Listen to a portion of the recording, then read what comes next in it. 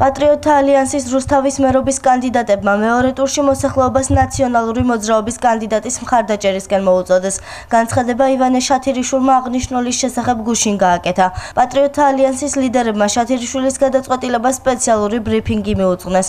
როგორც პარტიის პოლიტიკურმა მდივანმა ადამ არშანიამ განაცხადა, მათთვის შათირიშვილის გადაწყვეტილება აბსოლუტურად გაუგებარი და შოკის მომგვრელი იყო. არ ველოდებოდით ამდაგვარ ფაქტს მოვლენას და ბატონი ივანე შათირიშვილისგან ასეთ ქმედებას და რასაკვირველია, ყველანაირად ვგმობთ, კატეგორიულად ვგმობთ ამ ფაქტს, ამ მის მოქმედებას და ვემიჯნებით აბსოლუტურად. ნებისმიერი ჩვენი პარტიის წევრი, რომელიც მონაწილეობას მიიღებს ამდაგვარ მოლაპარაკებებში, ასეთი ხასიათის ხელმოწერებში, შეთანხმებებში ნაციონალურ მოძრაობასთან დაკავშირებულს გაირიცხება პარტიიდან. სოსო მანჯავიძემ ჟურნალისტებთან საუბარში აღნიშნა, რომ შათირიშვილი რუსთავის საკრებულოს წევრი გახლდათ.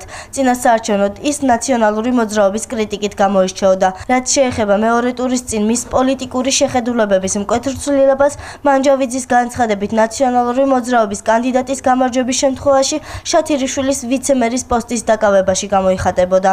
ბატონი ივანე იგივე ნუკრი შათირიშვილი გახდა საკრებულოს წევრი რუსთავში. პიროვნული წარდგინება მისი გააკეთა რუსთავის ორგანიზაციამ. ბატონი ივანე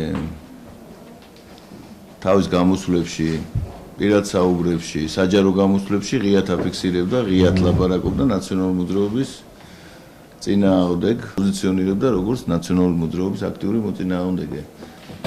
როგორც ცნობილია, რომ ახლა ამ მემორანდუმი ეს ხელმოწერა რას გულისხმობს, რომ ის მერების კანდიდატები, ვინც ნაციონალურ მოძრაობას ხარს უჭერენ, შემდეგ გარკვეულ თანამდებობებს იკავებენ ნაციონალური მოძრაობის კანდიდატის გამარჯვების შემთხვევაში, მისი მერობის შემთხვევაში. სწორედ ეს იყო ახლა მოტივი.